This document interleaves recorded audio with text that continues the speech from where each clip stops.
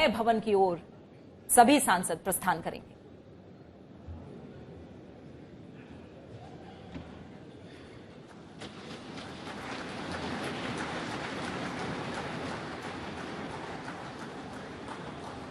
कार्यक्रम का शुभारंभ राष्ट्रगान के साथ।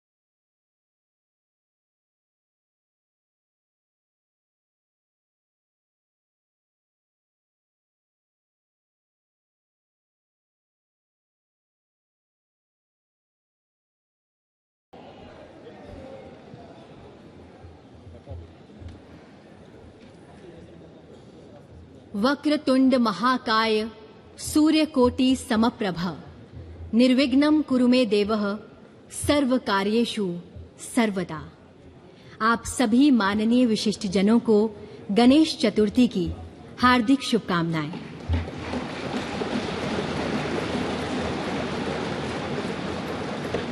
आज का दिन इतिहास के सुनहरे पन्नों में अंकित होने का दिन है। ये दिन परिवर्तन का है, एक नए शुभ आरंभ का, पुरातन से नवीनता की ओर बढ़ने का, परंपराओं को साथ लिए आधुनिकता के साथ कदम ताल करने का।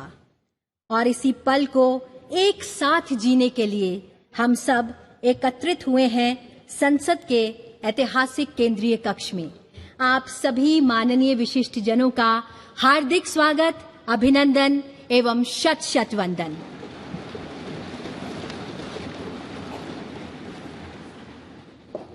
कार्यक्रम को प्रारंभ करने हेतु मेरा सादर अनुरोध माननीय संसदीय कार्य मंत्री जी से कि वे स्वागत संबोधन प्रस्तुत करें।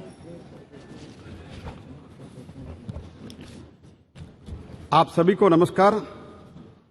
I am feeling proud privileged to be the part of this historic occasion where we have assembled in this iconic central hall for the celebration of our 75 years of the parliamentary democratic journey and shifting to the new parliament building. First of all, I welcome Honorable Vice President of India and the Chairman of Rajya Sabha, Shri Jagdeep Dhankar ji, to gracing this momentous occasion. I welcome the most popular, dynamic, Honorable Prime Minister, Shri Narendra Modi ji, who has been real force behind giving us the new temple of democracy in the shape of new state-of-art Parliament House building, which is emerging as a symbol of Atmanirbhar Bharat. I also welcome Honorable Speaker Shri Om Birla ji, Deputy Chairman Rajya Sabha Shri Harivansh ji, Leader of the Rajya Sabha Shri Piyush Goyal ji, Leader of the Opposition Rajya Sabha Shri Mallikarjun Kharge ji, Leader of the largest opposition party in the Lok Sabha Shri Adhiranjan Chaudhary ji, all my colleague ministers, other senior leaders, fellow MPs from both the houses of the Parliament, to this function which has been organized to commemorate the last sitting of both the House held yesterday in the respective chambers. Today onwards, our two houses of the Parliament shall have their sittings in the new Parliament House building. We all know that this central hall has witnessed transfer of power from Britain to Bharat, the formation and adoption of our Constitution by the Constituent Assembly has been host to some very important occasions like rollout of GST, one tax, one nation, a finest example of cooperative federalism in our parliamentary democracy. There were 3 joint sittings of both the houses of the parliament for resolving the deadlocks under the Article 108, that is the Dowry Prohibition Bill 1959, the Banking Service Commission Repeal Bill 1978, Prevention of Terrorism Bill 2002. You all know that Lok Sabha and Raj Sabha were sitting in this building since 13th May 1952. Along with all my fellow members of the Parliament and other stakeholders of this Parliament, I am very happy and enthusiastic about the functions of the 2 houses of the Parliament henceforth from the new building, which is the symbol of new and emerging Bharat, paving the way for the developed nation as envisaged by Prime Minister by 2047. At the end, I would like to say that our journey so far is marked by excellent achievements, memorable experience, difficult challenges, remarkable milestones. As we go ahead, let us learn from our previous experiences so far and reaffirm our commitment to our historic democratic values and tirelessly work for the betterment of the person last in the queue. Jai Hind. बहुत बहुत धन्यवाद मान्यवर। अब संबोधन हेतु मैं आमंत्रित करना चाहूंगी लोकसभा में कार्यकाल की दृष्टि से वरिष्ठतम वर्तमान संसद सदस्य श्रीमती मेनका गांधी जी को।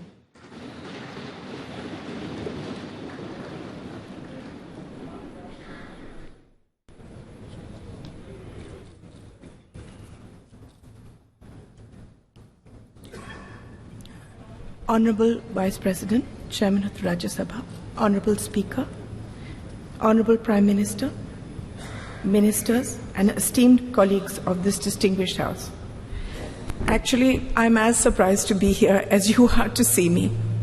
This is a historic day today.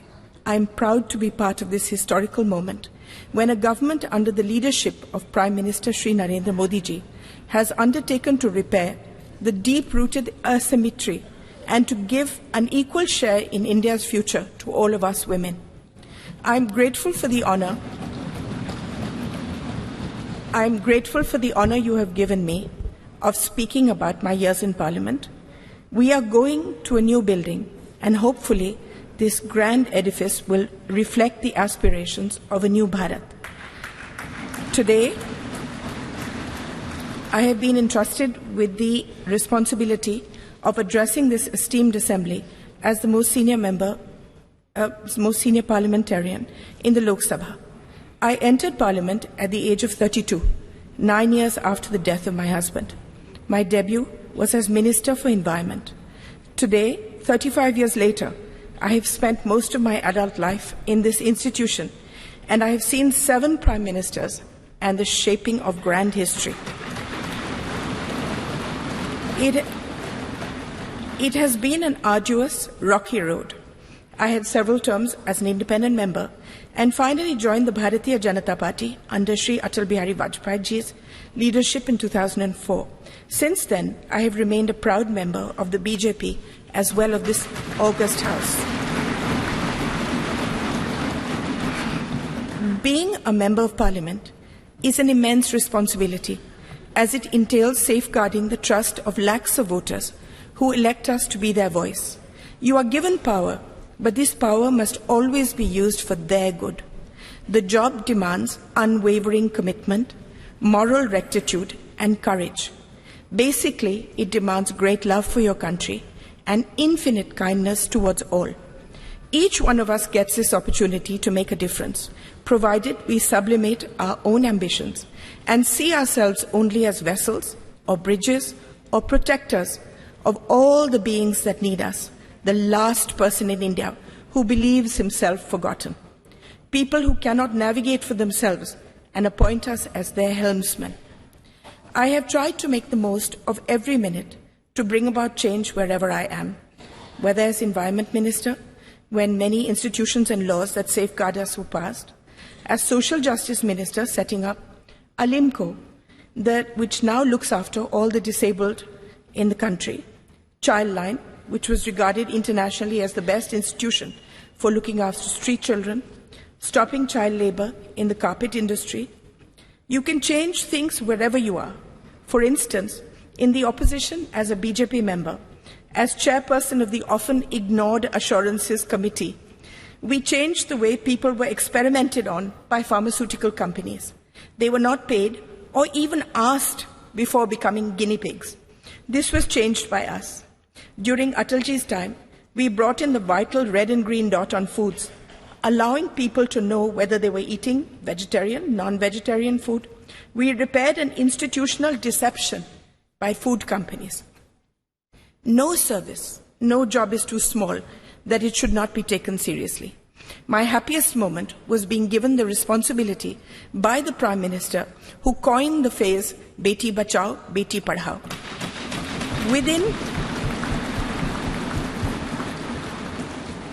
Within 2 years, we changed the thought of the country, the entire thought of the country, and the statistics show that it is a lasting change. From 130 women per 1,000, a shameful statistic, it rose to 950. Crores of girls were saved. Not only that, it is now seen as a shame and a crime to do away with girl children, whether in the womb or newly born. Now that we are going into a new building, a new phase, I want to tell all the young people here that politics is never fulfilling unless you have a grand passion and a commitment outside it, unless a fire of curiosity burns within you. No service is too small in the service of Mother India. What I have learned is that each constituency is your family. Within my family, there are a million microcosms of individual families. Each of them depend on us. We are a part of their lives as they are of ours. I have seen my primary duty to look after each family that has placed itself in my care by electing me, by seeing me as one of their own. In this matter, I wish to say that the Prime Minister has seen beyond people as a statistic and has meticulously seen to the needs of each individual family. Opening bank accounts, giving dignity in the form of toilets, home water taps, building homes for the poor, gas cylinders, giving young people loans, skilling them, protecting them through the largest pandemic in history, saying that no one remained hungry. Before I end, I would like to tell you a few things that I have learned in my long journey so far. Never give up. There are times in all our lives where the world sits heavy on our shoulders and there doesn't seem any path ahead. It will take courage, determination, and a commitment to something larger than ourselves to forge ahead. Have faith in the goodness of your fellow man. Quieten your mind and soldier on. Believe in yourself. You are an instrument of goodness. If you fight for good, you will always be protected. Use the pain that we all have in our hearts to make yourself a better human being, not to embitter you. Use the pain in your heart to see the pain in the hearts of millions of beings around you and dedicate your life to them. I want to speak to all the women here. The world is still an unequal place, and we as women need to be the greatest champions of and for each other. We need to support and protect each other, especially young women across the social spectrum who lead a marginalized existence so that they have the ability to forge their own destinies. There is no greater power in the world than the power of empathy and kindness, and this transforms the life of someone weaker than you. Kindness serves as its own reward. The greatest bank balance that we will ever possess is that of good deeds that we leave in our wake. That is the only legacy that will remain. My faith in God is unwavering. I see Him in everyone and everything. I see everything as sacred. I leave you with one thought. We are all part of one divine thread, and we are all connected, closer than we can imagine. Let us, irrespective of any differences we may have, wish happiness, protection, and on this holy day of Ganesh Chaturthi, a life free of obstacles for us and all our countrymen. Illuminate the lamp of goodness in our hearts. Jai Hind, Jai Bharat.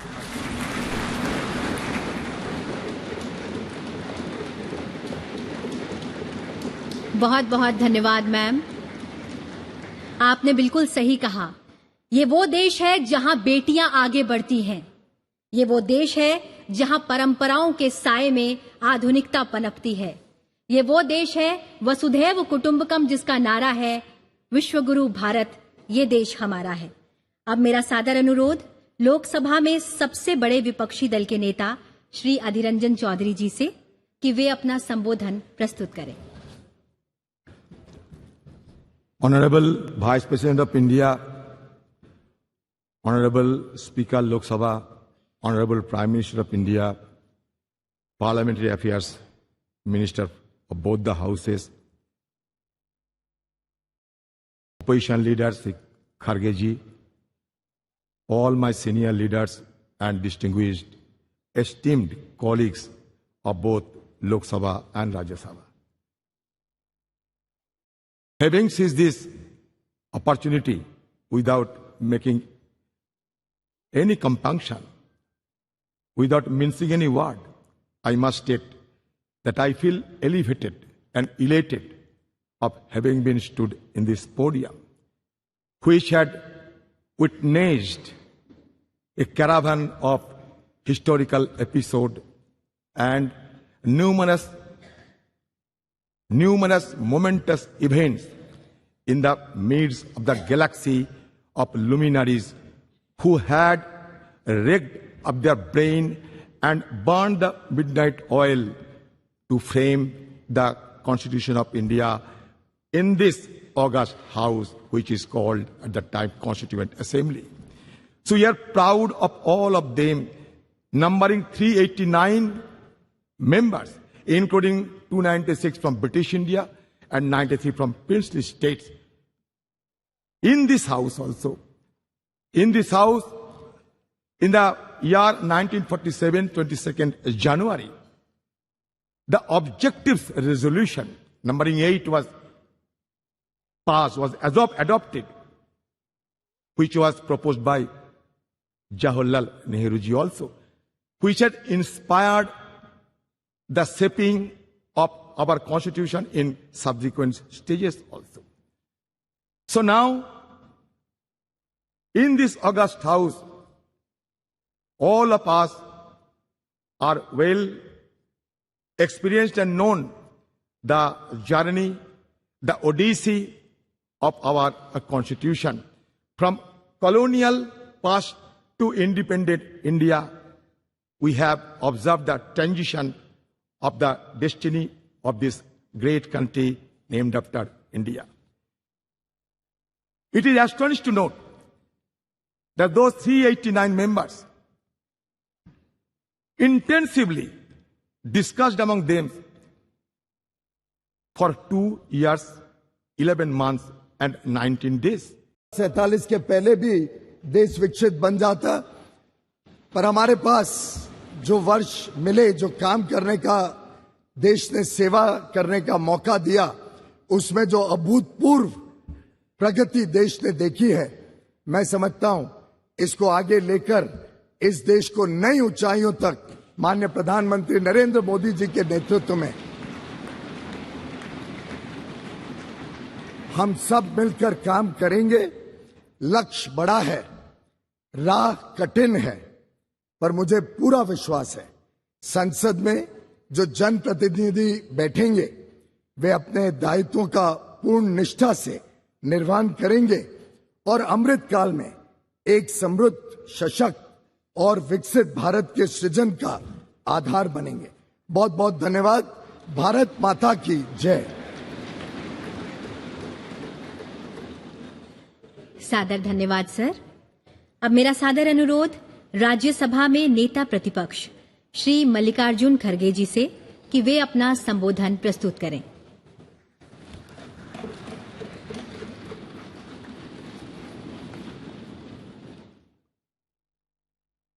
Honorable Vice President of India, Honorable Prime Minister, Honorable Speaker Lok Sabha, Honorable Leader of the Rajya Sabha, Honorable Shri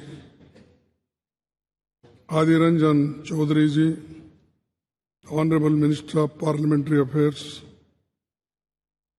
Honorable Members of Parliament, and all the respected leaders. We have all gathered here today to commemorate the rich legacy of the Parliament of India in this historic Central Hall.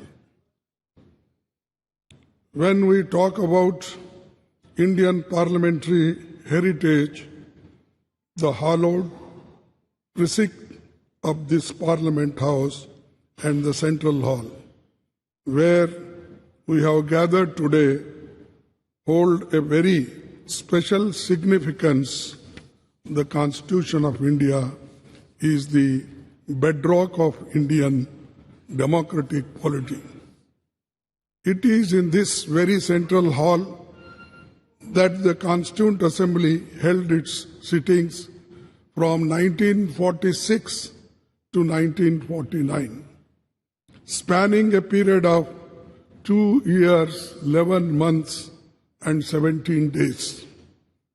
Today, we humbly recall the phenomenal contributions made by Dr. Rajendra Prasad, the first President of India, Pandit Jawaharlal Nehru ji, the first Prime Minister, and architect of modern India, Sardar Vallabhbhai Patel, the first Home Minister of India, and Dr. B.R. Ambedkar, architect of Indian Constitution.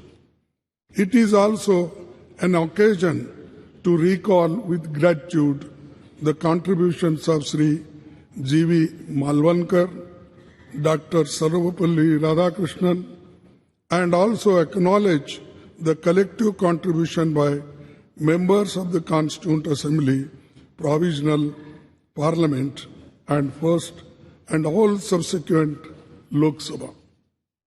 This Central Hall was witness to Pandit Nehru's tryst with destiny speech on the eve of India's independence.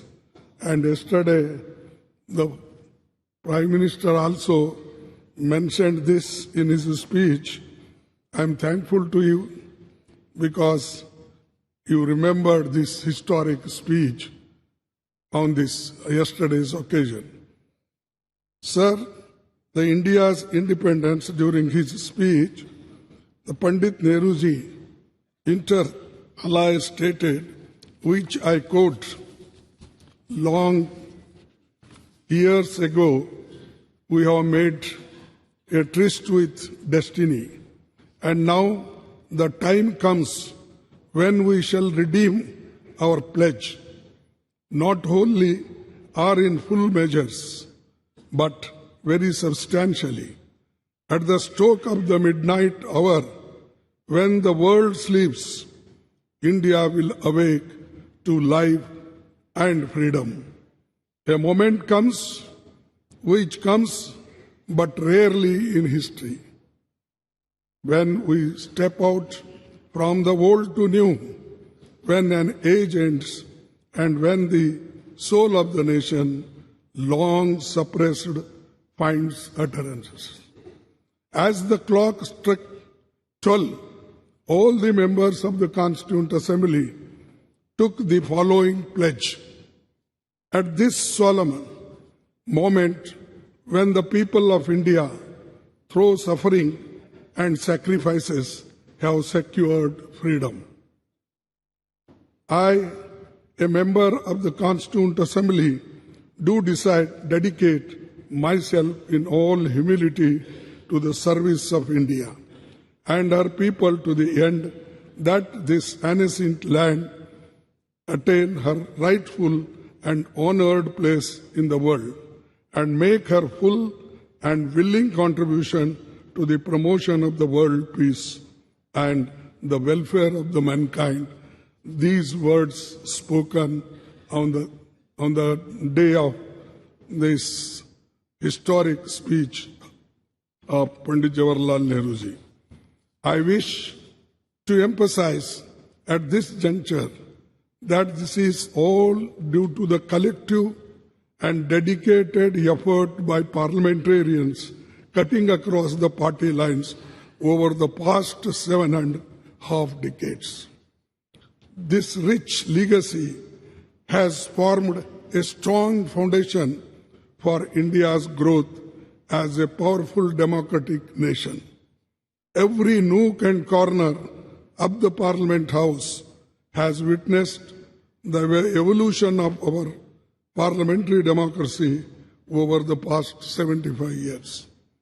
As we bid adieu to the Parliament House and move to the new Parliament building today, I am overwhelmed with emotions and tinge of pathos.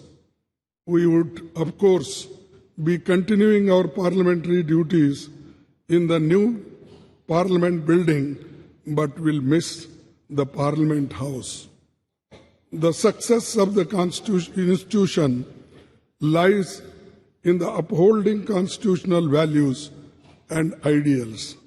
The idea that institutions are sacrosanct and essential for the success is a fundamental principle in governance and development. We should commit ourselves to adhere to and preserving the constitutional values and parliamentary traditions as the country moves ahead in effectively performing parliamentary duties and in our endeavors for the growth of our nation. To build this country, forgetting our parties, political parties, we should be one to build the nation, to protect the nation, to protect the Constitution, to protect the democracy. This must be our aim. With these words and one quote I will say, no man can be grateful at the cost of his honor. No woman can be grateful at the cost of her chastity. And no nation can be grateful at the cost of its liberty. So, to protect our liberty, to protect our integrity, we must work all together. That is the only way to build the nation. Thank you. Jai Hind. बहुत बहुत धन्यवाद मान्यवर। अब मेरा माने आग्रह है माननीय लोकसभा अध्यक्ष श्री ओम बिरला जी से कि आप हम सभी को अपने शब्दों द्वारा अनुग्रहित करें। माननीय उपराष्ट्रपति जी, माननीय प्रधानमंत्री जी, राज्यसभा में सदन के नेता, संसदीय कार्य मंत्री जी, प्रतिपक्ष के नेता, लोकसभा में सबसे बड़े दल के नेता, सभी माननीय मंत्रीगण, सभी माननीय संसद सदस्यगण, आज संसद भवन के इस ऐतिहासिक कक्ष में जो हमारी देश की आजादी का साक्षी रहा, जो संविधान निर्माण का साक्षी रहा, जिसमें अनेक परिवर्तन एवं ऐतिहासिक निर्णय हुए, इसी केंद्रीय कक्ष में माननीय राष्ट्रपति जी का उद्बोधन भी हमें मिला। विश्व के कई राष्ट्र अध्यक्षों ने यहां संबोधन करते हुए हमारे लोकतंत्र के प्रति आस्था व्यक्त की और आज इस केंद्रीय कक्ष से हम सब लोग नए संसद भवन की ओर प्रवेश कर रहे हैं। ये नया संसद भवन हम सबके लिए नई आकांक्षाओं, नई अपेक्षाओं और नई उम्मीद, नई उमंग के साथ होगा, मेरी ऐसी आशा है। आज इस अवसर पर उन सब स्वतंत्रता सेनानियों को भी नमन करता हूं जिन्होंने हमारे भविष्य के लिए, हमारे कल के लिए अपना वर्तमान बलिदान कर दिया। मैं आज उन महान नेताओं को भी नमन करता हूं जिन्होंने इस केंद्रीय कक्ष में दुनिया का सबसे बड़ा संविधान निर्माण में अपना अमूल्य योगदान दिया, जिन्होंने देश में आर्थिक सामाजिक परिवर्तन लाने में अपना दायित्व निभाया।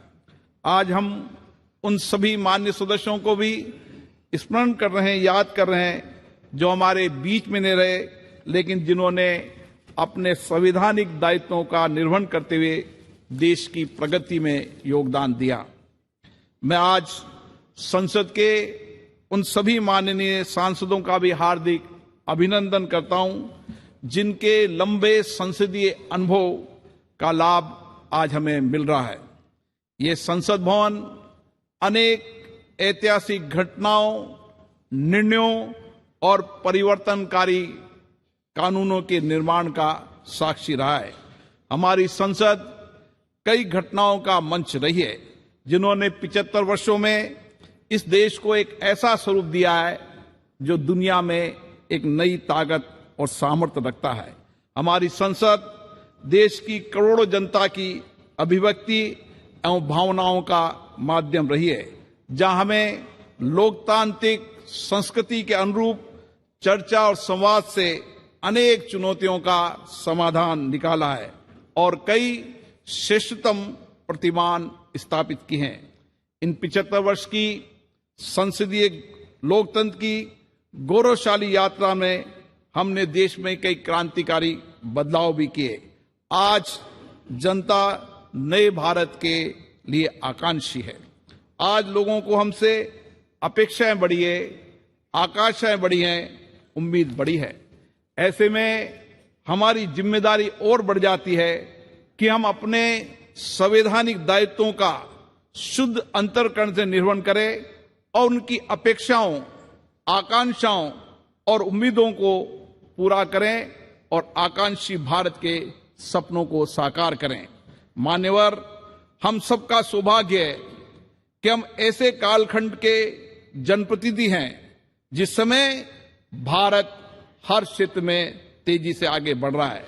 हमारी लोकतांत्रिक संस्कृति और हमारा श्रेष्ठ नेतृत्व के कारण हम पूरे विश्व को एक परिवार के रूप में लेकर वैश्विक चुनौतियों का समाधान के लिए भारत एक सार्थक भूमिका निभा रहा है। आज हम नए भवन में प्रवेश कर रहे हैं। नए भवन में प्रवेश करते समय विकसित भारत बनाने की हमारी प्रतिबद्धता को हम दोहराने का अवसर भी है। हमारा संकल्प है कि हम इसी संसदीय लोकतंत्र से सामूहिक चर्चा, संवाद, सहमति, असहमति और कठिन परिश्रम से सारे देश की जनभागीदारी के साथ इन आकांक्षाओं को पूरा करेंगे। विश्व के सबसे बड़े संसदीय लोकतंत्र होने के नाते हमारी जिम्मेदारी और बढ़ जाती है। इसलिए आवश्यक है कि हमारी संसद हर एक मुद्दे पर चर्चा करे, सार्थक सकारात्मक दिशा दे, कानून बनाते समय सारगर्भित चर्चा हो, सकारात्मक के साथ चर्चा हो, ताकि हम देश को और अधिक समर्थ एवं समर्थ बना सकें। और इसमें हमारी संसद की उल्लेखनीय भूमिका होनी चाहिए। आजादी के इस अमृत काल में हम 2047 तक विकसित भारत के निर्माण के लक्ष्य को लेकर चल रहे हैं। विकसित भारत बनाने का ये लक्ष्य हमारी संसद के माध्यम से साकार होगा। हम ऐसे संकल्प की प्रतिबद्धता के साथ नए भवन में प्रवेश करेंगे जहां हमारी भागीदारी भी होगी, जनता की अपेक्षाएं भी पूरी होगी और नए आकांक्षी भारत और 2047 में विकसित भारत के सपने को भी पूरा पकाएंगे। आज गणेश चतुर्थी के शुभ दिन, ऐसे शुभ दिन पर अच्छी परंपराएं, अच्छी परिपाटियां, अच्छी प्रथाएं, अच्छे अनुभव हम साथ लेकर जाएं और नए संसद भवन में उनको स्थापित करें ताकि विश्व के लिए भारत का लोकतंत्र मार्गदर्शक बन सके। नया भवन हमारे देश की आकांक्षी जनता के लिए परिणामदायक हो, परिवर्तनकारी हो, ताकि हमारे संविधान निर्माताओं ने समानता, न्याय और बंधुता का जो संदेश दिया है उसे हम पूरा कर सके। हम अपनी संसद को देश की जनता की सेवा में सच्चे भाव से समर्पित करें। इसी अपेक्षा के साथ मैं पुनः इस भवन को उन सब लोगों को जिनका इस लोकतंत्र को स्थापित करने में, लोकतंत्र की मर्यादा प्रतिष्ठा बढ़ाने में योगदान रहा, उन सबको भी नमन करता हूं। धन्यवाद। बहुत बहुत धन्यवाद मान्यवर। अब मेरा विनम्र अनुरोध माननीय प्रधानमंत्री श्री नरेंद्र मोदी जी से कि आप विशिष्ट जनों की सभा को संबोधित करें एवं हम सभी का मार्गदर्शन करें।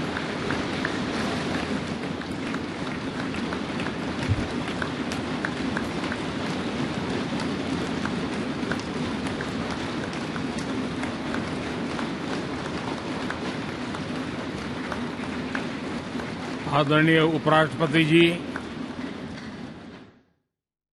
आदरणीय स्पीकर महोदय, मंच पर विराजमान सभी वरिष्ठ महानुभाव और 140 करोड़ देशवासियों के प्रतिनिधि, सभी माननीय सांसदगण, आपको और देशवासियों को गणेश चतुर्थी की अनेक अनेक शुभकामनाएं।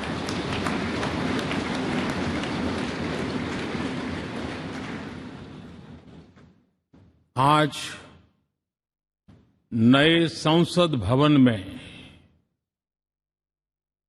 हम सब मिलकर के नए भविष्य का श्री गणेश करने जा रहे हैं।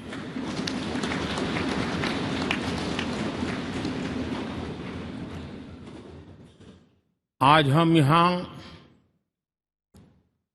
विकसित भारत का संकल्प दोहराना, फिर एक बार संकल्पबद्ध होना और उसको परिपूर्ण करने के लिए जी जान से जुटने के इरादे से नए भवन की तरफ प्रस्थान कर रहे हैं।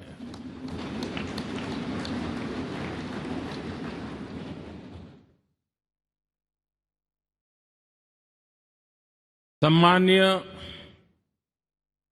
सभागृह, ये भवन और उसमें भी ये सेंट्रल हॉल एक प्रकार से हमारी भावनाओं से भरा हुआ है। हमें भावुक भी करता है और हमें हमारे कर्तव्य के लिए प्रेरित भी करता है। आजादी के पूर्व ये खंड एक प्रकार से लाइब्रेरी के रूप में इस्तेमाल होता था, लेकिन बाद में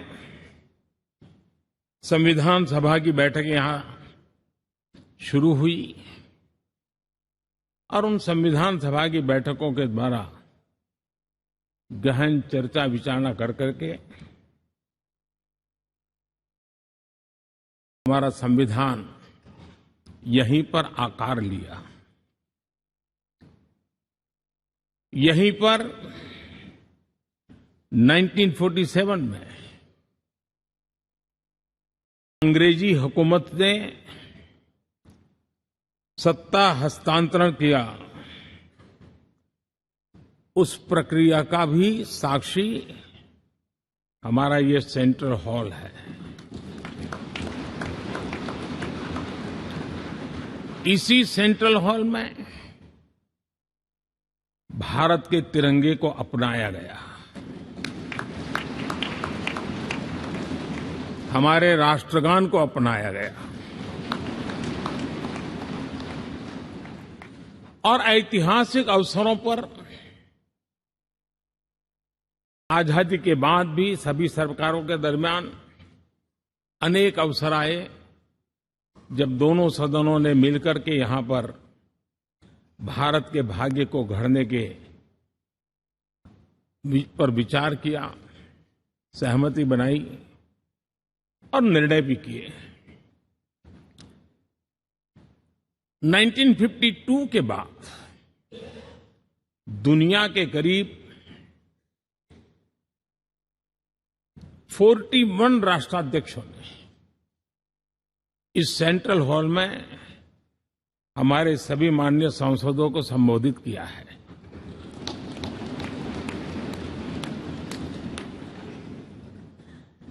हमारे राष्ट्रपति महोदयों के द्वारा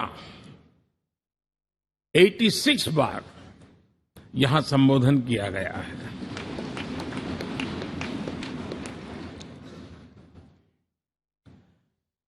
बीते 7 दशकों में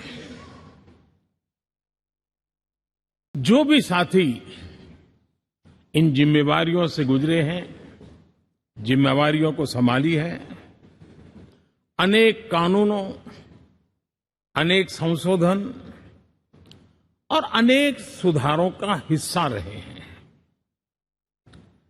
अभी तक लोकसभा और राज्यसभा ने मिलकर करीब करीब 4000 से अधिक कानून पास किए हैं।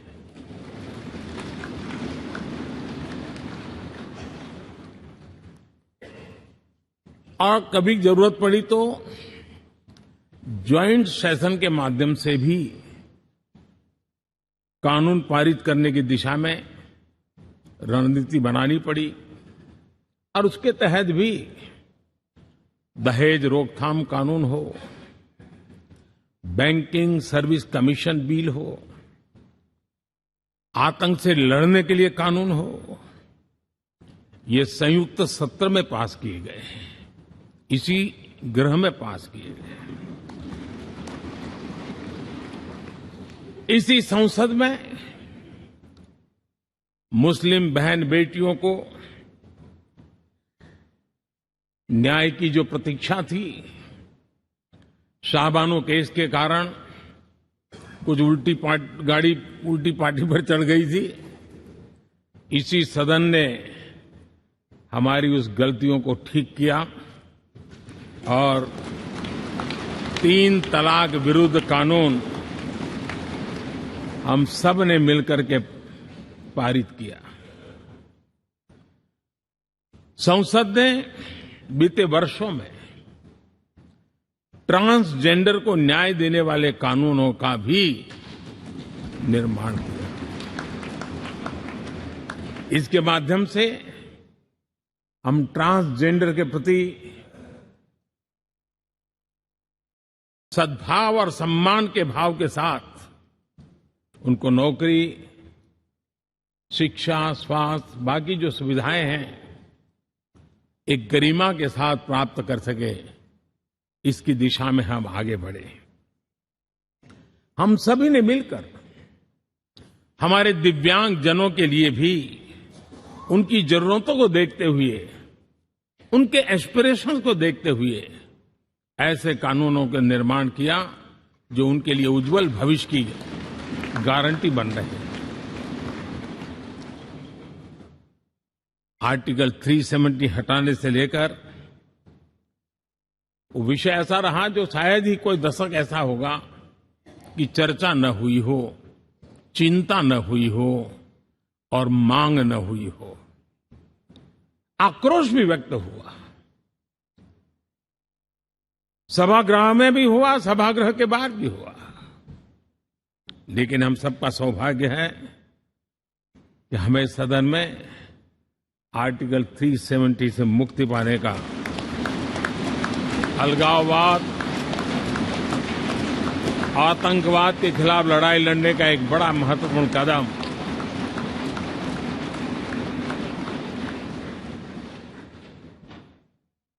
और इस महत्वपूर्ण काम में माननीय सांसदों की, संसद की बहुत बड़ी भूमिका है। जम्मू कश्मीर में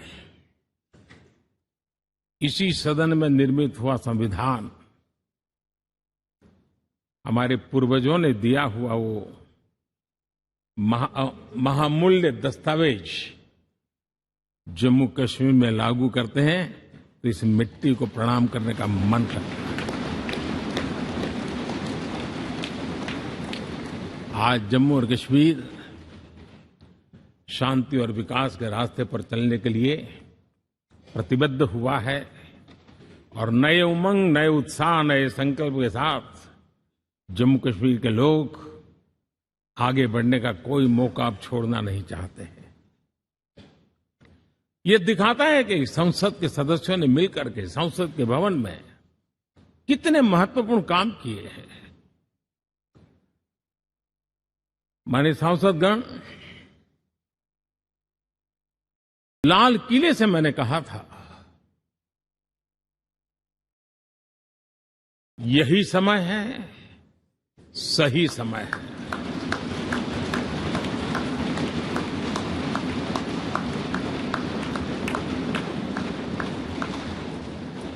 एक के बाद एक घटनाओं की तरफ हम नजर करेंगे। हर घटना इस बात का गवाह दे रही है कि आज भारत एक नई चेतना के साथ पुनर्जागृत हो चुका है।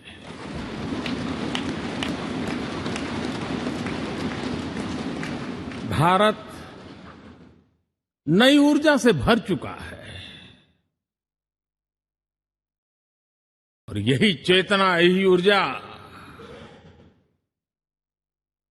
इस देश के कोटि कोटि जनों के सपनों को संकल्प में परिवर्तित कर सकती है और संकल्प को परिश्रम की पराकाष्ठा कर करके सिद्धि तक पहुंचा सकती है। ये हम देख सकते हैं।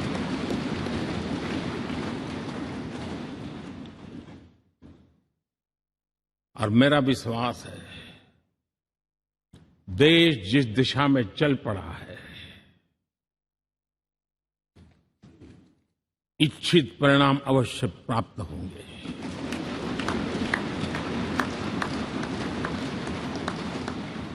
हम गति जितनी तेज करेंगे, परिणाम उतने जल्दी मिलेंगे।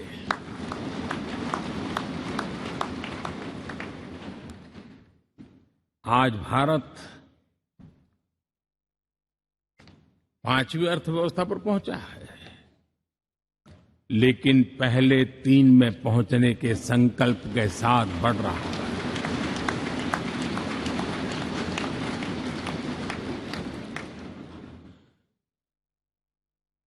और मैं जिस स्थान पर बैठा हूं, जो जानकारियां प्राप्त होती है उसके आधार पर विश्व के गणमान्य लोगों से बातचीत करता हूं, उसके आधार पर मैं बड़े विश्वास से कह रहा हूं, हम में से कुछ लोगों की निराशा हो सकती है, लेकिन दुनिया आश्वस्त है कि भारत टॉप 3 में पहुंच के रहेगा।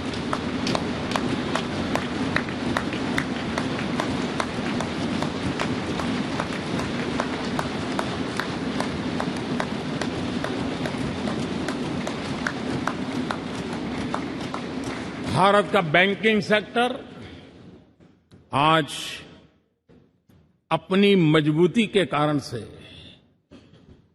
फिर एक बार दुनिया में सकारात्मक चर्चा का केंद्र बना हुआ है।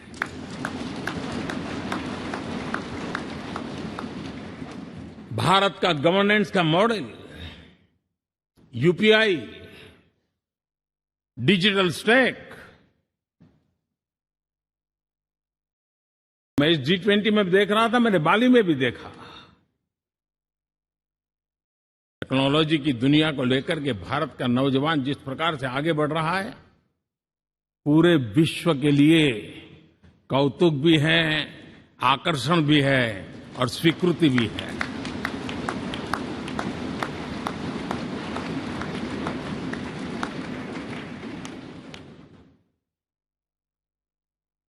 हम सब उस ऐसे कालखंड में हैं, मैं कहूंगा हम लोग एक भाग्यवान लोग हैं। ऐसी भाग्यवान समय में हमें कुछ दायित्व निभाने का अवसर आया है और हमारा सबसे बड़ा भाग्य है कि आज इंडियन एस्पिरेशंस उस ऊंचाई पर हैं जो शायद पिछले 1000 साल में नहीं रहे होंगे।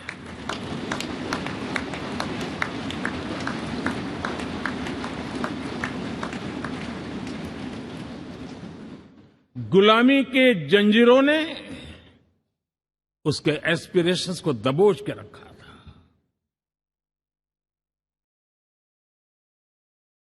उसकी भावनाओं को तहस नहस कर दिया था। आजाद भारत में अपने सपने संजो रहा था, चुनौतियों से जूझ रहा था, लेकिन मिलकर के आज जहां पहुंचे हैं, अब वहां वो रुकना नहीं चाहता है। वो एस्पिरेशनल सोसाइटी के साथ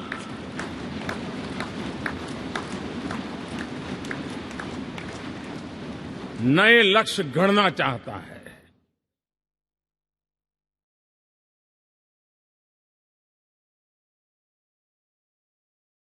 जब एस्पिरेशन सोसाइटी सपने संजोते ही हो, संकल्प लेकर के निकल पड़ी हो, तब पुराने कानूनों से मुक्ति पाकर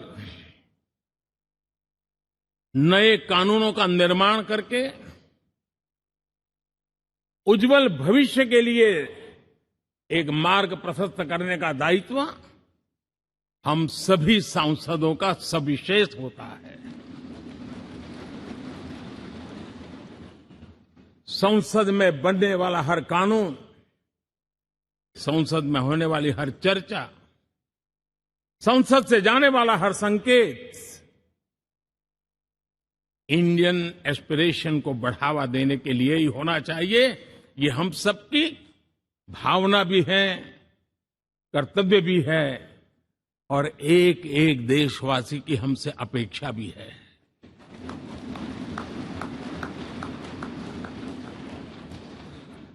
हम जो भी रिफॉर्म करें, उसके मूल में इंडियन एस्पिरेशन सबसे सर्वोच्च पद पर होना चाहिए, प्राथमिकता पर होना चाहिए।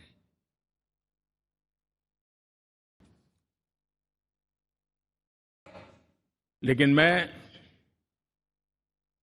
बहुत सोच समझ करके कहना चाहता हूं, क्या कभी छोटे कैनवास पर कोई बड़ा चित्र बना सकता है क्या?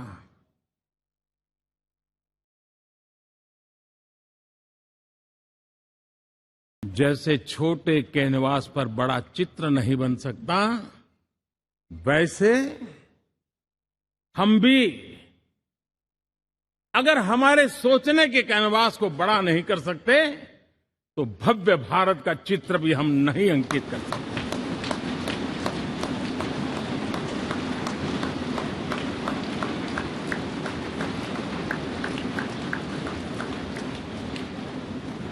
पचहत्तर साल का हमारे पास अनुभव है। हमारे पूर्वजों ने जो कुछ भी रास्ते बनाए, उससे हमने सीखा है। हमारे पास एक बहुत बड़ी विरासत है। इस विरासत के साथ अगर हमारे सपने, हमारे संकल्प जुड़ जाए, हमारा सोचने का दायरा बदल जाए, हमारा कैनवास बड़ा हो जाए, तो हम भी उस भव्य भारत के चित्र को अंकित कर सकते हैं, उस तस्वीर का खाका खींच सकते हैं, उसमें रंग भरने का काम हम भी कर सकते हैं और आने वाली पीढ़ी को वो भव्य दिव्य मां भारती के हम उनको सुपुर्द कर सकते हैं। दोस्तों, अमृतकाल के 25 वर्षों में भारत को अब बड़े कैनवास पर काम करना ही होगा। अब हमारे लिए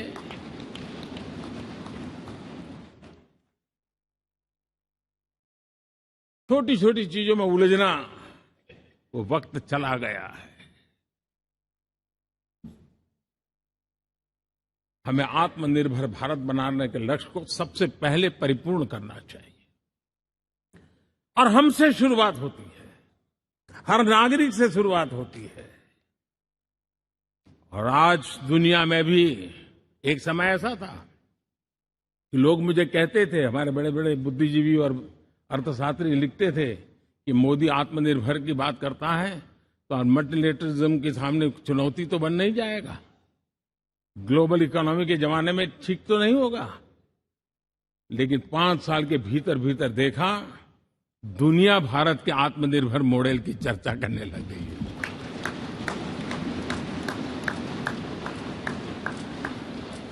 और कौन हिंदुस्तानी नहीं चाहेगा कि डिफेंस सेक्टर में आत्मनिर्भर हो, एनर्जी सेक्टर में हम आत्मनिर्भर हो, एडिबल ऑयल, क्या इस देश को आत्मनिर्भर नहीं होना चाहिए? कृषि प्रधान देश हम कहते हैं, खाने का तेल क्या देश बाहर से लाएगा? बहुत समय की मांग है कि हमें आत्मनिर्भर भारत को संकल्प को पूरा करना, ये हम सबका दायित्व है। उसमें दल आड़े नहीं आते हैं, सिर्फ दिल चाहिए, देश के लिए चाहिए।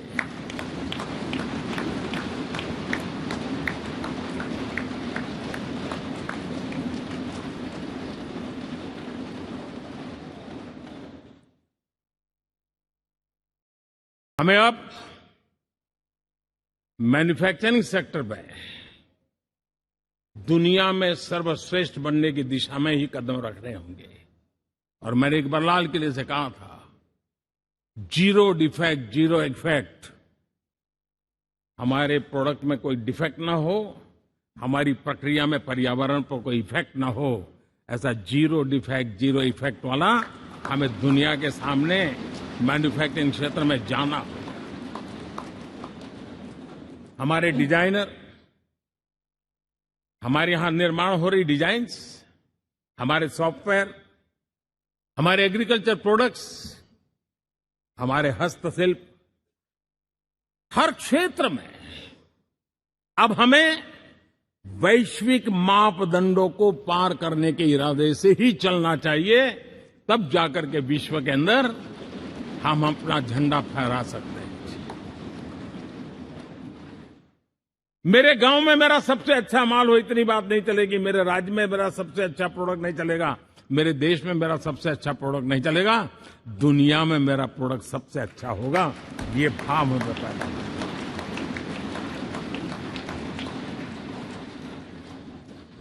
हमारी यूनिवर्सिटीज दुनिया के अंदर टॉप रैंकिंग में आए, अब इसमें हमें पीछे नहीं रहना है। हमारे शिक्षा जगत को नई नेशनल एजुकेशन पॉलिसी मिली है, एक खुलापन है, सर्वस्वीकृत बनी है, उसके सहारे अब हमें चल पड़ना है। और दुनिया के टॉप मोस्ट यूनिवर्सिटीज में अभी जब G20 में विश्व के मेहमान आए तो मैंने नालंदा की एक तस्वीर रखी थी वहां, और जब मैं दुनिया को कहता था 1500 साल पहले मेरे देश में दुनिया की उत्तम से उत्तम यूनिवर्सिटी हुआ करती थी, तो उन सुनते ही रह जाते थे। लेकिन हमें उसे प्रेरणा लेनी है, पर प्राप्त तो अभी करके रहना है, ये हमारा संकल्प होना चाहिए। आज हमारे देश का नौजवान खेल जगत के अंदर दुनिया में हमारी पहचान बना रहा है। टियर 2, टियर 3 सिटी से, गांव, गरीब परिवारों से, गांव से देश के नौजवान, देश की बेटे बेटियां आज खेलकूद के जगत जीवन में हमारा नाम रोशन कर रही है। लेकिन देश चाहता है और देश का संकल्प होना चाहिए कि अब खेलकूद के हर पोडियम पे हमारा तिरंगा भी लहराता होगा।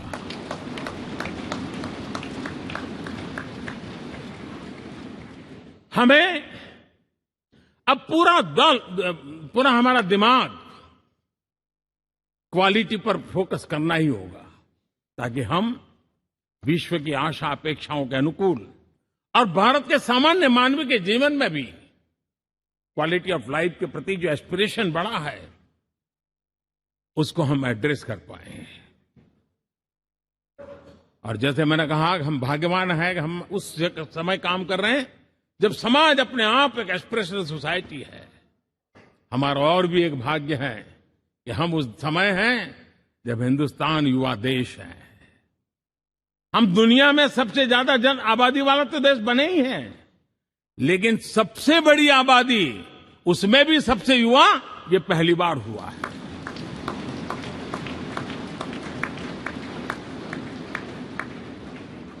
जिस देश के पास ये युवा शक्ति हो, युवा सामर्थ्य हो, तब हमें उसकी टैलेंट पे भरोसा है, हमें उसकी संकल्प शक्ति पे भरोसा है, उसकी साहस में हमें भरोसा है।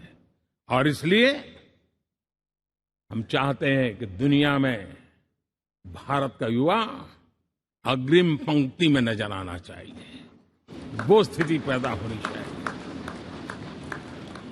आज पूरी दुनिया को स्किल मैन पावर की बहुत बड़ी जरूरत है और भारत विश्व की इस आवश्यकता की पूर्ति के लिए अपने आप को सज्ज कर सकता है और उन आवश्यकताओं को पूरी कर करके दुनिया में अपनी एक जगह भी बना सकता है। और इसलिए विश्व में उनकी आवश्यकता के लिए किस प्रकार के मैन पावर की जरूरत है, किस प्रकार के उनको ह्यूमन रिसोर्स की जरूरत है, उस स्किल मैपिंग का काम भी चल रहा है और उस स्किल मैपिंग के अनुसार भारत के अंदर स्किल डेवलपमेंट की तरफ हम बल दे रहे हैं। और जितना ज्यादा हम स्किल डेवलपमेंट पर बल देंगे, भारत के नौजवानों का सामर्थ्य विश्व में अपना डंका बजाने में कोई कमी नहीं रखेगा। और हिंदुस्तानी जहां गया है उसने अच्छाई की छाप छोड़ी है, कुछ कर गुजरने की छाप छोड़ी है। ये सामर्थ्य हमारे अंदर पहले से पड़ा हुआ है और हमारे पहले जो लोग गए हैं उन्होंने इससे छवि भी बना के रखी हुई है। आपने देखा होगा पिछले दिनों करीब 150 नर्सिंग कॉलेज एक साथ खोलने का निर्णय किया। पूरे दुनिया में बहुत बड़ी रिक्वायरमेंट है नर्सिंग की। हमारी बहन, हमारी बेटियां, हमारे बेटे उस क्षेत्र में दुनिया में पहुंच सकते हैं, आसानी से पहुंच सकते हैं। पूरे विश्व की जरूरत है और ये तो मानवता का काम है जिसमें हम पीछे नहीं रहेंगे। आज मेडिकल कॉलेजेस का इतना व्यापक रूप से निर्माण, देश की आवश्यकता तो पूरी करनी ही करनी है, दुनिया की आवश्यकताओं में भी योगदान दे सकते हैं। कहने का तात्पर्य यही है, हर छोटी चीज पर बारीकी से ध्यान देते हुए, उस पर अपना ध्यान केंद्रित करते हुए हमें आगे बढ़ना है। हमें भविष्य के लिए सही समय पर सही फैसले भी लेने होते हैं। हम फैसलों को टाल नहीं सकते। हम राजनीतिक लाभ नुकसान के गणा भाग के अंदर अपने आप को बंधित नहीं बना सकते हैं। हमें तो देश के एस्पिरेशन के लिए हिम्मत के साथ नए निर्णय करने होते हैं। आज सोलर पावर के सफल मूवमेंट्स हमारी भावी पीढ़ी के लिए एनर्जी क्राइसिस से मुक्ति की गारंटी दे रहा है। आज मिशन हाइड्रोजन आने वाले दिनों में जो एनवायरमेंट की चिंता है, जो टेक्नोलॉजी में बदलाव आ रहा है, उसके समाधान का रास्ता देने का सामर्थ्य रखती है। आज हमारा सेमीकंडक्टर जिस प्रकार से जीवन चलाने में हमारे हृदय की जरूरत रहती है, वैसे ही आज हमारी टेक्नोलॉजी चिप्स के बिना चल नहीं सकती और सेमीकंडक्टर उसके लिए बहुत अनिवार्य है। उस दिशा में हम आगे जाकर के इलेक्ट्रॉनिक मैन्युफैक्चरिंग में कोई रुकावट ना आए और जीवन कहीं अटक न जाए, उसलिए एक बहुत बड़ी मात्रा में हम काम कर रहे हैं। जल जीवन मिशन, हर जिले में 75 अमृत सरोवर, हमारी भावी पीढ़ी को, हमारे बच्चे उनको कभी पानी के बिना तरसना न पड़े, इसकी चिंता हम आज कर रहे हैं। विश्व के बाजार में हमारा हर व्यापार कारोबार पहुंचे, कॉम्पिटिटिव ताकत के साथ खड़ा रहे, लॉजिस्टिक सिस्टम को और अधिक कम खर्च वाला बनाना, एफिशिएंट बनाना, उस दिशा में हम बहुत नीतियां लेकर के चल रहे हैं।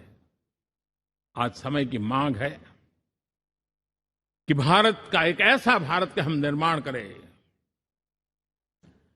नॉलेज, इनोवेशन, ये समय की मांग है और दुनिया में हमें अग्रिम पंक्ति में जाने का ये रास्ता भी है।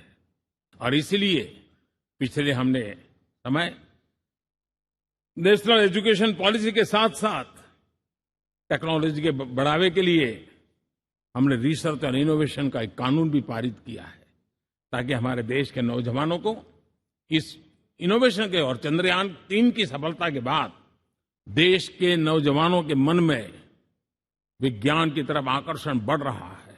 हमें मौका गंवाना नहीं है। हमारी युवा पीढ़ी को हमने रिसर्च और इनोवेशन के लिए पूरे अवसर देने हैं और इस इकोसिस्टम को बनाने के लिए हमने एक उज्जवल भविष्य के निर्माण की नींव रखी है। आदरणीय बंधुगण, सामाजिक न्याय ये हमारी पहली शर्त है। बिना सामाजिक न्याय, बिना संतुलन, बिना समभाव, बिना समत्व हम इच्छित परिणामों को घर के भीतर प्राप्त नहीं कर सकते। लेकिन सामाजिक न्याय की चर्चा बहुत सीमित बन के रह गई। हमें उसको व्यापक रूप में देखना होगा। हम किसी गरीब को कोई सुविधा दें, किसी समाज में दबे कुचले व्यक्ति को कोई सुविधा दें, वो तो सामाजिक न्याय की एक प्रक्रिया है। लेकिन उसके घर तक पक्की सड़क बन जाए ना, वो भी सामाजिक न्याय के लिए उसको मजबूती देती है। उसके घर के नजदीक में बच्चों के लिए अगर स्कूल खुल जाए तो वो भी उसको सामाजिक न्याय की मजबूती देती है। उसको बिना खर्च अगर आरोग्य में समय की जरूरत पड़े वो मिले, तब जाकर के सामाजिक न्याय की मजबूती मिलती है। और इसलिए जिस प्रकार से समाज व्यवस्था में सामाजिक न्याय जरूरत है, वैसा ही राष्ट्र व्यवस्था में सामाजिक न्याय की आवश्यकता है।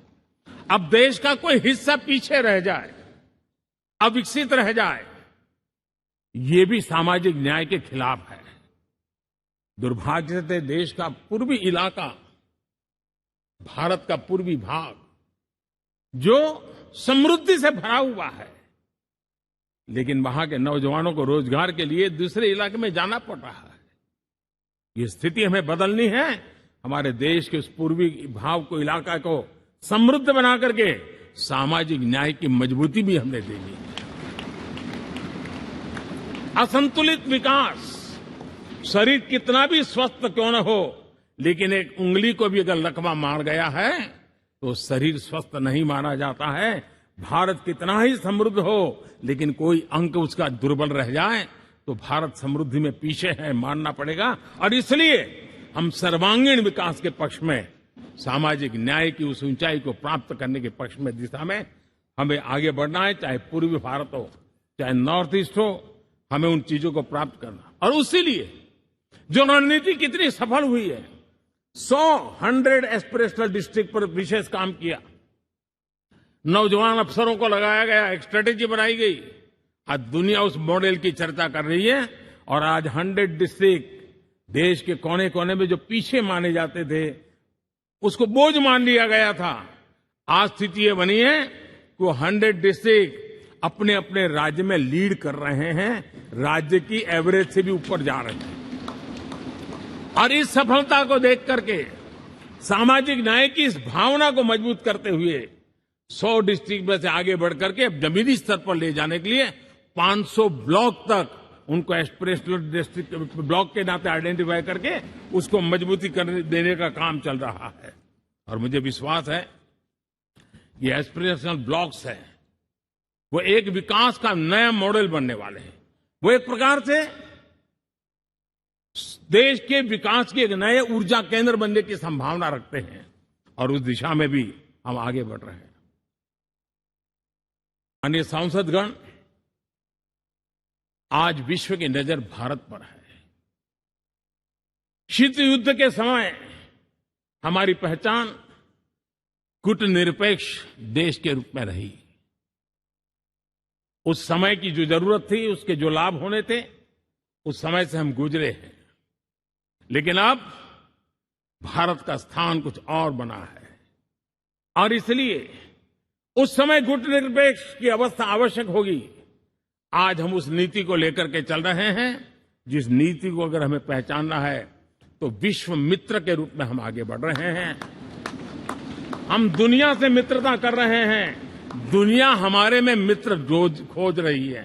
ये शायद विश्व में एक भारत ने और दूरी नहीं, हो सके उतनी निकटता, उस रास्ते पर चल करके भी हम अपने विश्व मित्र के रूप में भाव आज सफलतापूर्वक आगे बढ़ा रहे हैं। और मुझे लगता है कि इसका लाभ आज भारत को हो रहा है। भारत आज दुनिया के लिए एक स्टेबल सप्लाई चेन के रूप में उभर रहा है और आज विश्व की ये जरूरत है। और उस आवश्यकता की पूर्ति करने का काम G20 में भारत ग्लोबल साउथ के आवाज बनकर के उभरा है।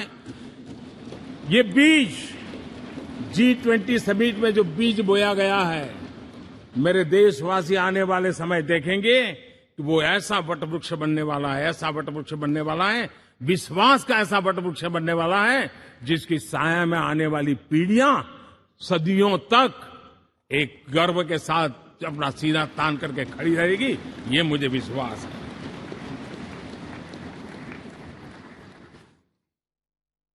इस G20 में एक बहुत बड़ा काम हमने किया है, बायोफ्यूल अलायंस का।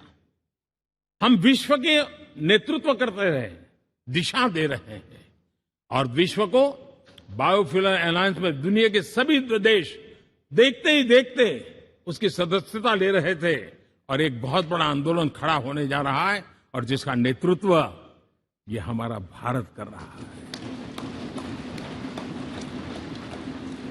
छोटे छोटे महाद्वीप, उनके साथ भी आर्थिक कॉरिडोर बनाने की दिशा में हमने बड़ी मजबूती के साथ कदम उठाए हैं। आदरणीय बंधुगण, आदरणीय उपराष्ट्रपति जी, आदरणीय स्पीकर महोदय, आज हम यहां से विदाई लेकर के नए भवन में जा रहे हैं, संसद के नए भवन में बैठने वाले हैं और ये शुभ है, गणेश चतुर्थी के दिन बैठ रहे हैं।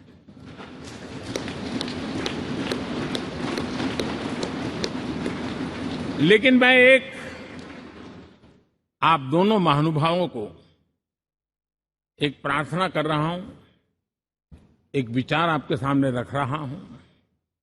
मैं आशा करता हूं कि आप दोनों मिलकर के उस विचार पर जहां भी जरूरत पड़े मंथन करके कुछ निर्णय अवश्य कीजिए। और मेरी प्रार्थना है, मेरा सुझाव है कि अब हम जब नए सदन में जा रहे हैं तब इसकी गरिमा कभी भी कम नहीं होनी चाहिए।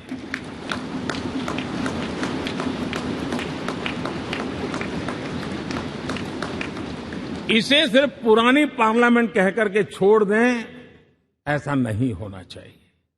और इसलिए मेरी प्रार्थना है कि भविष्य में अगर आप सहमति दे दोनों महानुभाव, तो इसको संविधान सदन के रूप में जाना जाए।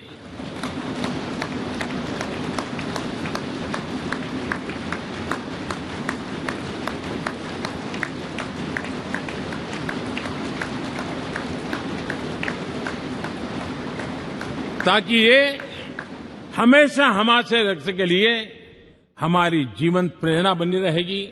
और जब संविधान सदन कहेंगे तब उन महापुरुषों का याद भी उसके साथ जुड़ जाएगी जो कभी संविधान सभा में यहां बैठा करते थे, गणमान्य महापुरुष बैठा करते थे। और इसलिए भावी पीढ़ी को ये तोहफा भी देने का अवसर हमें जाने नहीं देना चाहिए। मैं फिर एक बार इस पवित्र भूमि को प्रणाम करता हूं। यहां पर जो तपस्या हुई है, जन कल्याण के लिए संकल्प हुए हैं, इसको परिपूर्ण करने के लिए 7 दशक से भी अधिक समय से जो पुरुषार्थ हुआ है, उन सबको प्रणाम करते हुए मैं मेरी वाणी को विराम देता हूं और नए सदन के लिए आप सबको शुभकामनाएं देता हूं। बहुत बहुत धन्यवाद।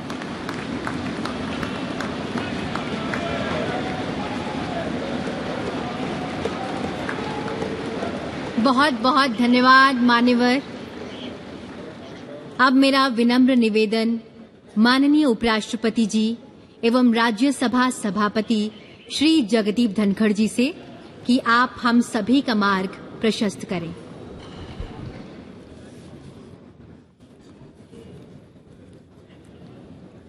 Honourable prime minister of Bharat Shri Narendra Modi ji, honourable speaker Lok Sabha Shri Om Birla ji, Shri Pralhad Joshi ji, union minister of parliamentary affairs, Shri Piyush Goyal ji, leader of house Rajya Sabha, honourable ministers, Shri Adhir Ranjan Chowdhury, leader of opposition in Lok Sabha, Shri Mallikarjun खड़गे ji, leader of opposition Rajya Sabha, honourable deputy chairman Rajya Sabha and honourable members of parliament. Ganesh Chaturthi की सभी को हार्दिक शुभकामनाएं।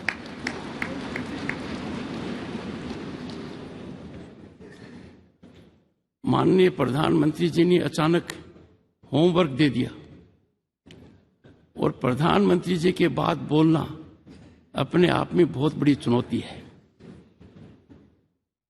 On this momentous occasion, as we stand on the threshold of adding a new chapter to the annals of our parliamentary democracy, I congratulate you all on our phenomenal rise.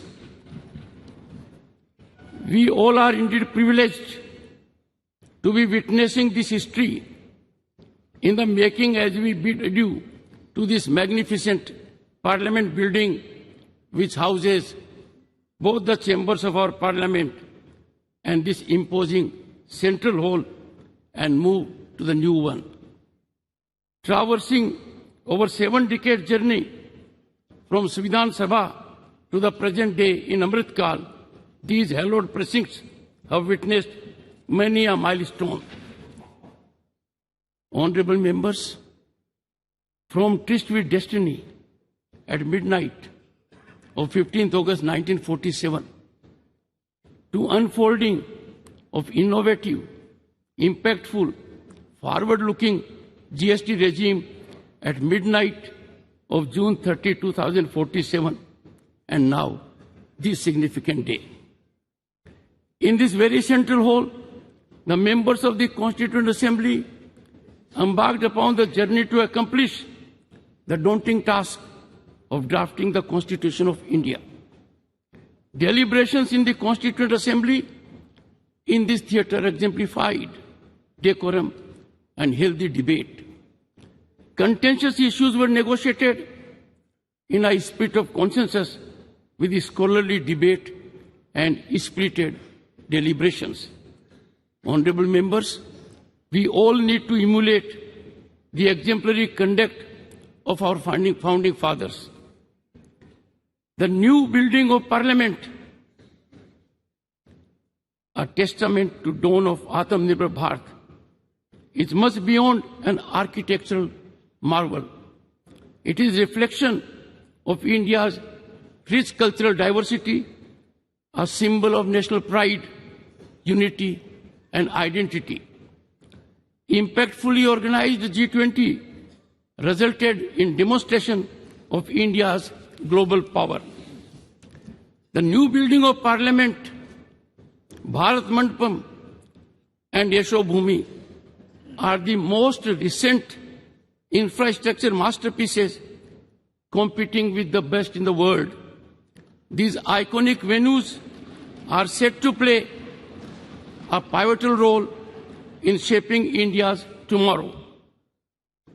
Honorable members, the world now realizes that our nation is on the rise as never before, and this rise is unstoppable. Bharat is defining global discourse, shaping their outcome, and has emerged as significant player among the Committee of Nations. Bharat is dominating as an agenda setter for global peace, climate transition, and economic development on par with other leading players. In this encouraging scenario, generating hope and optimism all around, I find it a befitting occasion to congratulate Prime Minister Narendra Modi for his sagacious approach, people-centric vision, missionary zeal, and exemplary execution.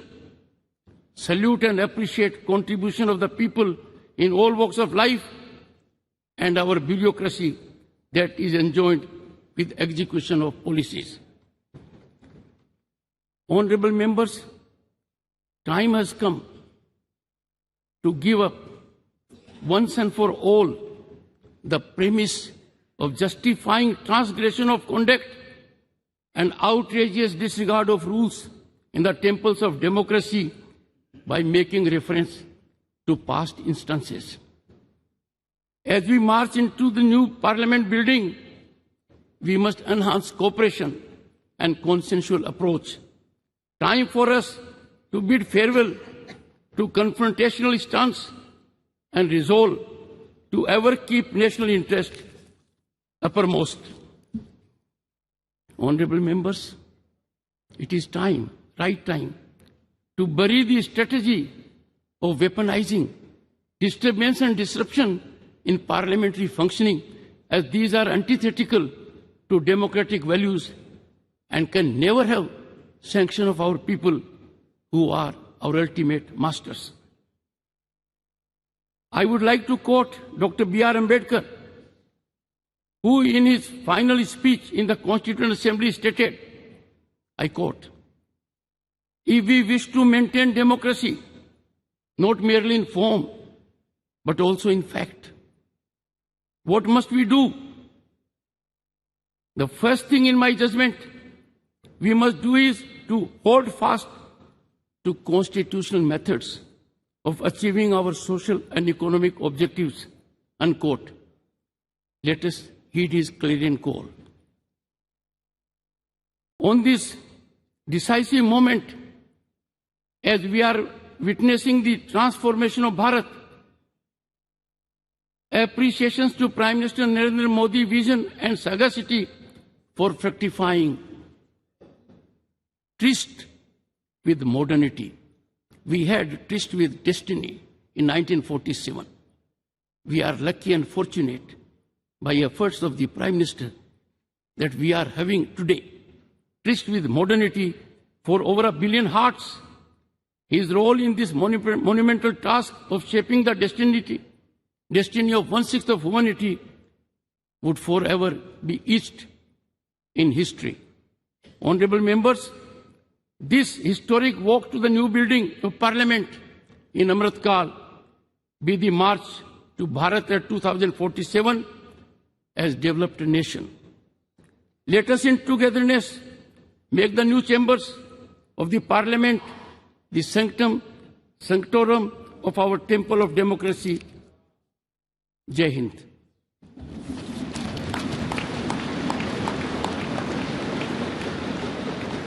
सादर धन्यवाद मान्यवर। कार्यक्रम के समापन से पूर्व आप सभी से अनुरोध कि राष्ट्रगीत के सम्मान में अपने स्थान पर खड़े हो जाएं।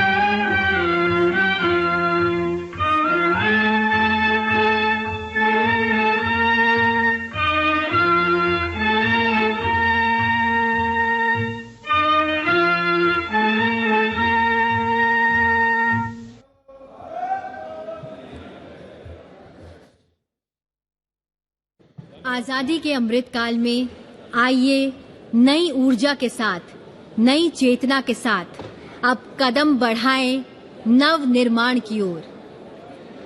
गणपति गजानन का आशीर्वाद ले प्रस्थान करें संसद के नए भवन की ओर, जो भव्य है, विशाल है, आत्मनिर्भर भारत का प्रतिबिंब है, नए भारत का जीवंत स्वरूप है, जहां नूतन है और पुरातन भी, जहां कारीगरी है और तकनीक भी। चलिए कदम बढ़ाएं भारत की संसद के नए भवन की ओर और नए लक्ष्यों के साथ रचें नया इतिहास। जय हिंद, जय भारत।